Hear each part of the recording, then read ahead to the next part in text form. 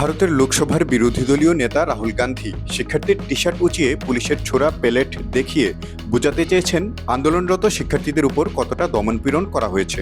দিল্লি বিশ্ববিদ্যালয়ের ১৯ বছর বয়সী শিক্ষার্থী সাহিলির পিঠে পুলিশের ছোড়া পেলেট লাগার পাশাপাশি ডান চোখেও লাগে বলে অভিযোগ করা হয়। সম্প্রতি নিট প্রশ্নফাঁসের ঘটনাকে কেন্দ্র করে সৃষ্ট আন্দোলনে হাজারো শিক্ষার্থীর উপর প্রশাসনের পেলেট গান ব্যবহার, লাঠিচার্জ ও হামলা চালানোর অভিযোগ করেন এই বিরোধী দলীয় নেতা।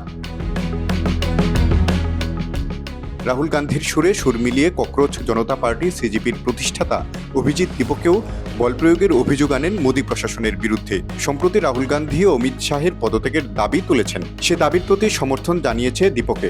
একই সঙ্গে গত ২০ জুলাই দীপকের সংসদ অভিমুখে শিক্ষার্থীদের কর্মসূচিতে পুলিশ যে বল প্রয়োগ করেছে তার নির্দেশ স্বরাষ্ট্রমন্ত্রীর পক্ষ থেকে দেয়া হয়েছে বলেও দাবি করেন অভিজিৎ দীপকে। বৃহস্পতিবার সাংবাদিকদের সঙ্গে আলাপকালে দীপকে এসব দাবি জানান।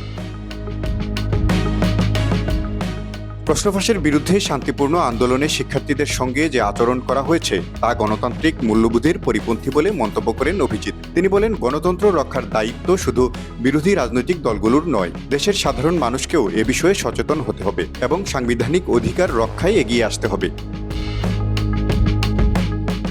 দেশের গুরুত্বপূর্ণ প্রতিষ্ঠানগুলোর দায়িত্ব ছিল গণতন্ত্রকে শক্তিশালী করা এবং একক কর্তৃত্বের প্রবণতার বিরুদ্ধে অবস্থান নেওয়া, কিন্তু সেই দায়িত্ব তারা যথাযথভাবে পালন করতে পারেনি বলে দাবি করেন অভিজিৎ। এছাড়া দেশের বিচার ব্যবস্থা নিয়ে প্রশ্ন তুলে সিজিবির প্রতিষ্ঠাতা বলেন, বিভিন্ন কেন্দ্রীয় তদন্ত সংস্থাকে রাজনৈতিক উদ্দেশ্যে ব্যবহার করা হয়েছে।